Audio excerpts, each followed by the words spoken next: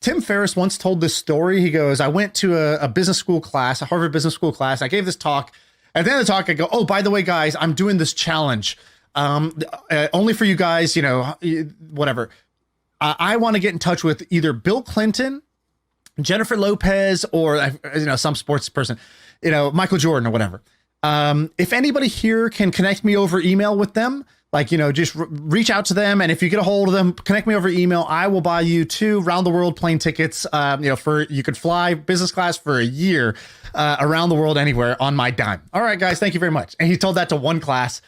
And he's like, you have 30 days to complete this challenge. And then I forgot what it was. It was like he did it to 2 classes, but he gave a slightly different message in each. The first one, he just said that. 30 days go by. Nobody did it. Nobody completed the challenge. He's like, what happened? Turns out nobody even tried the challenge. The perceived difficulty was so high that nobody did it. So in the next one, he told that story. And I think he added a twist, which was whoever gets the closest to it wins. And all of a sudden, everybody tries. And in fact, I think somebody did get in touch and actually successfully completed the challenge. And he was like, he had this principle, which was sort of like, everybody wants to fish where everybody else is fishing because they think it's so easy to catch fish there. He's like, in actuality, often it's easy to just go catch a fish where the fish actually are. And you don't have to base it on how many other people you think have tried something or what the perceived difficulty is. And in fact, sometimes the bigger you go, the easier something can be because nobody else is even trying to do it. And so I would say this Pixar thing, who knows if I'm going to go do this or something else. I tweet things just almost to my prototype. It's like, let me say this out loud. Let me see how that feels. If I sleep and to wake up tomorrow, do I want to tweet 5 more ideas about that? Or am I over it? It was just a passing, fleeting moment. But the core ingredient I think most people lack is courage to actually go and do the thing. And I think that's the people put way more emphasis on what skill am I top 1% in. They kind of, they undercredit themselves. One skill you could just have for free. You just got to go. It's like at the deli at the grocery store. Go pull the number. I have the courage to actually go do it. I will go pull the trigger on this thing and not wait for other people to kind of reinforce that it's a good idea to me. Yeah, and this is I could not agree more. And I think people conflate sometimes skill versus talent, and they believe they don't have the talent for entrepreneurship or for design, for programming, whatever it is. In my mind. So skill is something that's learnable. That's an easy definition. Talent is the rate at which you can acquire a particular skill. So if you have a talent for music, that means you will acquire musical skills faster than someone that doesn't have a talent for music. It doesn't mean that someone that doesn't have a talent for music can't learn it. So they may have a ceiling as far as how far they can go. Fine, I get that. But this doesn't mean they can't do it. And so one of the big lessons kind of in my life, in my professional career, is that most things are actually skills, not talent.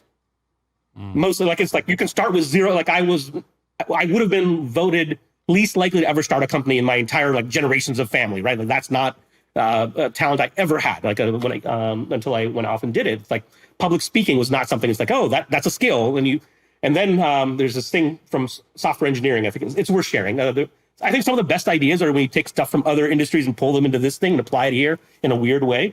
But in software engineering, there's this thing called functional decomposition, which is take a problem, be able to articulate well. So a function that has a set of inputs and an output and what it's supposed to do. And really all software problems are being able to take, the highest order function is, let's say you want to grade a possible investment based only on the website. It's like, oh, I'm going to give you the domain and you're going to give me a score from 0 to 100 as to how good this is. Okay, well, that function is easy to define. It's like domain goes in, score from 0 to 100 comes out. What other functions does that function need in order to pull that off? It's like, okay, I want a function that looks at the domain and looks at the level of SEO they have. That's one layer down. The person that's writing the SEO function goes down levels. Like, I'm going to look at the on-page SEO and see how good they're doing at meta tags and H1 titles. And I'm going to look at the off-page SEO and their link acquisition, that kind of stuff. So if you roll it all down and you go down far enough, individual functions at the atomic level are so simple as to be trivial.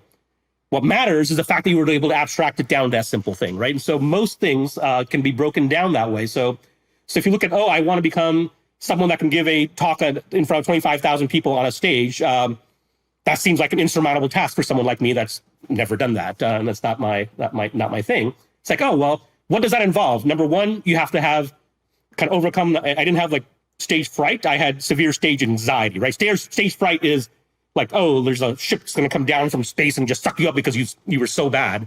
And stage anxiety is like, man, I wish a spaceship would come down and suck me off the stage right now. I want to get off. So there's that, like, don't pass out on stage. And then there's the, you learn about storytelling, you learn about writing, you learn about slide design, you learn about humor. And I did all those things, right? Read books, took classes on all those components of public speaking. And in aggregate, I'm okay now, right? Like I can do that. And then again, then it's practice and you do it over time. So anyway, my point here is startups, whatever skill in startups are a skill, figure out what set of skills you need to acquire. Some you'll be good at acquiring because you have the talent. The other one, you're just going to have to grind it out more than others may, but it's doable. It's a doable thing.